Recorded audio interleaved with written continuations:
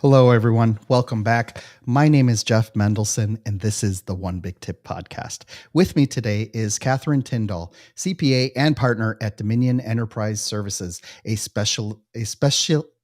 messed that up, a specialty tax advisory practice. I'm excited to have Catherine on the show to share her insights on employee retention credit so that business owners in our industry can better understand how to take advantage of this generous credit program before the time runs out. The Employee Retention Tax Credit, or otherwise known as the ERC, is a refundable tax credit here in the United States designed to reward business owners for retaining employees through the COVID-19 pandemic. The ERC is available to both small and medium-sized businesses, and today Catherine is going to tell us all about it. Catherine, thank you so much for joining me and welcome to the show. Yeah, thanks for having me. I'm glad to be here. So I'm really excited to talk about this credit, how it's different from some of the other programs that we've been afforded here in the United States, the Mhm. Paycheck Protection Program and the EIDL, the SBA loans that we were getting. So there's a lot of neat stuff and a lot of cool programs that are coming through, Mhm. the pipeline. Before we get started on that, though, I would like to know a little bit more about you, your business, and how you became so awesome at doing this. Well, it goes back a long ways.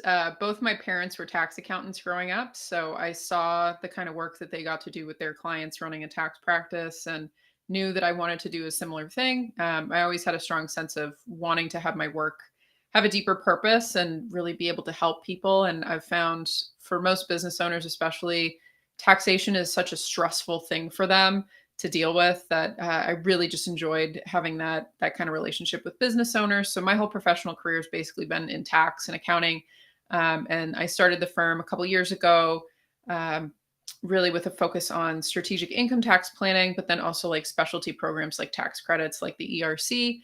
And so we're a boutique practice. A lot of the work that we do is actually for other CPA firms who don't feel comfortable doing this kind of work because it is very niche, especially for the ERC. There's a lot of a lot of little issues there, but that's a bit of my background, and a little bit about the company. So one of the interesting things about about accounting and tax preparation is that it really is this huge field. And what I have found in working with numerous accountants, in my business over the years, is that they all don't come with the same knowledge, right? And there Yes. are the U.S. tax code is pretty damn complicated, especially when you compare it to others. It's kind of convoluted. There's Yes. each line has multiple loopholes that you need to know about, and that's why like there's been this yeah, there was this advent of software that would come out, like I'm thinking about the Intuit tax, TurboTax, products Yep. and things like that. And those are fine for people with, smaller businesses or, just need to, file their taxes because they work for a corporation or have like one or two sources of income. But once Yeah. you become, but as an entrepreneur, and especially those who are rocking multiple streams of income, you really do need to have someone professional at your side and, also understands a little bit more in depth what it is that you're doing. What is Yes. what are some of the things that you found that was unique to just being a general CPA, right? And Mhm. then when you migrated into the tax part, it's like, oh, this is interesting. This is where I can really make a difference. Yeah, I think for me, a big focus on the practice has always been, where can I add the most value for my clients and where can I do things that are instead of just filing forms and keeping them compliant with the government, like what can I actually do to change things for them? And I think that's a big reason why when this program in particular came out, I saw, such a gap in what was being offered out there because it's a complex program. It's up to $26,000 per employee. So you can just imagine like how quickly that can add up, but you were getting this mix of people, um, basically people in the space who are not tax professionals trying to do it, who are not administering it correctly, which is a major problem. And then on the other side, I was just finding a lot of practitioners were too intimidated to approach it. And so once our firm started doing them, I realized, well, we've mastered this and mastered how to do this and are comfortable with, what's coming down the pipeline in terms of like IRS audits of these, let's do them for other practitioners. And that's what we started to do. But, your point is definitely well made. I think for a lot of business owners, they don't realize that accounting is such a broad field, and even in tax, it's such a broad field. And there's a lot of particular niches within it. And just working with somebody who's, say, a CPA, that might not be nuanced enough for what you actually need. And especially if you have some of these specialty tax issues like specialty credits, or, just in general, if you're an entrepreneur having to approach tax planning, you want to work with somebody that really understands what's available for you to be able to use for planning techniques, because otherwise, you could be seeing like 40% upwards between federal and state, of your hard-earned income walking away in tax. So I think it's a really important point. Let's talk a little bit about what this tax credit is. First of all, what kind of a beast is it, right? Because, first of all, we had the PPC loans, which ended up being forgivable. Mhm. The EIDL loans, which from my understanding are not forgivable, but they ended up being larger, larger payouts. And then this is in the form of a tax credit, not necessarily a check that gets deposited into your account. Tell us a little bit about what this is, how the mechanics work, and Sure. why this is more interesting at this point in time. Yeah. So, like you said, it's a tax credit, and it's a little misleading because now, the period for which it was open originally was 2020 through 2020, the third quarter of 2021 for most businesses. And so now that we're recording this in 2022, almost, the end of 2022, you can go back and file amended payroll tax returns to get it back. And then it comes from the IRS in the form of checks in the mail. Because it's a refund of money you've already paid, you're not restricted with how you use it like PPP was. So you can use it for distributions, you can use it for equipment, things like that.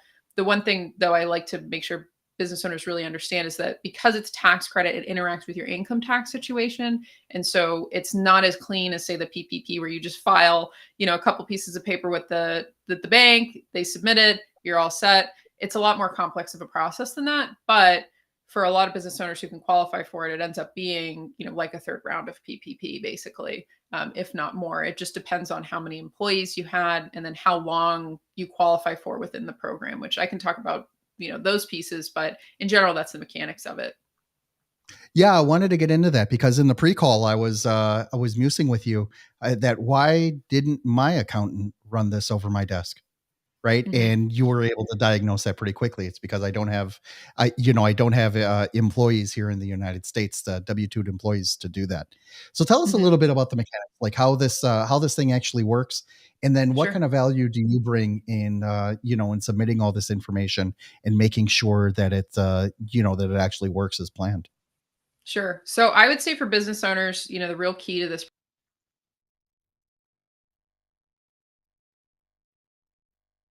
members and not, not you, you need to have a formal assessment done for this, because it can potentially be so much money on the table for you.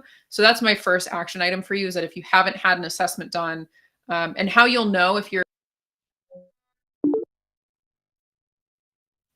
oh, oh, am I back? Oh, Am I back? yeah, you're back. You There we dropped go. off for a second, but brought you back in. Uh, So, I think the last place before it cut off was me saying, if you haven't had this, how do you know if your accountant's actually assessed you for it? The first piece is you need to have had W-2 employees during the pandemic, so during 20 and 21.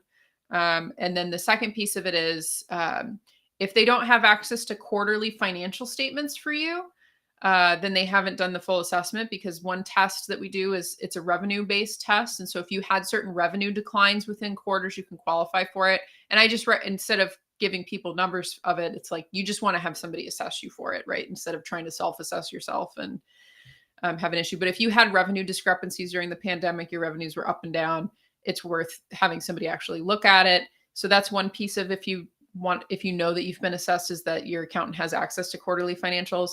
And then the second piece of the program, how you know you could be eligible for it, is if you were subject to government orders that forced you to change how you were operating. And so, like, a classic example for these is, say, restaurants, where most restaurants in most states were subject to state government orders that reduce their indoor dining capacity for a certain period of time. And so that would be, a potentially triggering event. So if you haven't had that conversation with your accountant where they talk to you about, okay, what happened during the pandemic? Were you subject to any kind of government orders or mandates that made you have to change how you were operating? What did that look like? How long was that? Can we go back and find those government orders? If you haven't had that conversation, then you haven't been assessed for the credit.